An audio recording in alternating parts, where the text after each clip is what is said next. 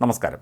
സാമ്പത്തിക വിഷയങ്ങളിൽ കേരളവും കേന്ദ്ര സർക്കാരുമായുള്ള തർക്കത്തിൽ ഇടപെട്ട സുപ്രീം കോടതി കേന്ദ്ര സംസ്ഥാന സർക്കാരുകൾക്ക് ചർച്ച നടത്തി പരിഹാരം കണ്ടെത്തിക്കൂടെ എന്ന ചോദ്യവുമായിട്ടാണ് ഇപ്പോൾ സുപ്രീം കോടതി എത്തിയിരിക്കുന്നത്.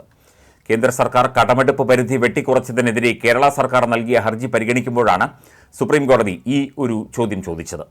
ചർച്ചയ്ക്ക് തയ്യാറാണെന്ന് കേരളവും കേന്ദ്രവും മറുപടി നൽകി. കേരള ധനമന്ത്രിയും ധനകാര്യ സെക്രട്ടറിയും കേന്ദ്രവുമായി ചർച്ച നടത്തട്ടെ എന്നാണ് സുപ്രീം കോടതി ഇപ്പോൾ നിർദ്ദേശം നൽകിയിരിക്കുന്നത്. ഇന്ന് ഉച്ചയ്ക്ക് ശേഷം നിലപാട് അറിയിക്കാൻ സുപ്രീം കോടതി പറഞ്ഞിട്ടുണ്ട്. ചർച്ചയുണ്ടെങ്കിൽ ഇന്നോ നാളെയോ ധനമന്ത്രി ഡൽഹിയിൽ എത്തുമെന്ന് കേരളം വ്യക്തമാക്കിയിട്ടുണ്ട്.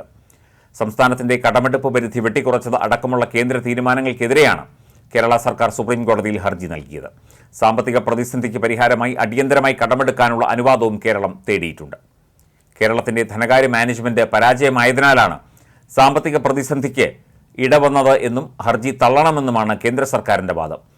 AG ഇക്കാര്യത്തിൽ വിശദമായ കുറിപ്പും ധനമന്ത്രാലയം സത്യവാങ്മൂലവും നൽകിയിട്ടുണ്ട്. കേരളത്തിന്റെ സത്യവാങ്മൂലത്തിന് മറുപടി സമർപ്പിക്കാൻ 3 ആഴ്ചത്തെ സമയമാണ് കേന്ദ്രം തേടിയത്. കേരളത്തിന് ഇനിയും കടമെടുക്കാൻ അനുമതി നൽകുന്നത് സാമ്പത്തിക ചട്ടക്കൂടിനെ ദോഷകരമായി ബാധിക്കും. സംസ്ഥാനങ്ങളുടെ മോശം സാമ്പത്തിക മാനേജ്മെന്റിനെ പ്രോത്സാഹിപ്പിക്കുന്നതിന് തുല്യമായിരിക്കും. കടമെടുപ്പിന് അനുമതി നൽകുന്നത് ദീർഘകാല അടിസ്ഥാനത്തിൽ നല്ലതല്ല.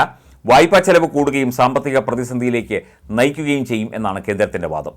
ഭരണഘടനാ വ്യവസ്ഥകൾ ഉപയോഗിച്ച് കേരളത്തിന്റെ കടമെടുപ്പ് തോത് കേന്ദ്രം നിയന്ത്രിച്ചില്ലായിരുന്നുവെങ്കിൽ കേരളം ഇതിലും വലിയ പ്രതിസന്ധിയിലാകുമായിരുന്നു എന്നും മറുപടിയിൽ പറയുന്നു. ഏത് സർക്കാർ സ്ഥാപനം എടുക്കുന്ന വായ്പയും സംസ്ഥാന കടമായി കേന്ദ്രം പരിഗണിക്കുന്നു എന്ന കേരളത്തിന്റെ വാദവും സത്യവാങ്മൂലത്തിൽ തള്ളിയിട്ടുണ്ട്. KSRTC, KSEB തുടങ്ങിയ സ്ഥാപനങ്ങൾ സ്വന്തം നിലയ്ക്ക് എടുക്കുന്ന വായ്പകൾക്ക് എതിരല്ല എന്നും കേന്ദ്ര സർക്കാർ അറിയിക്കുന്നു.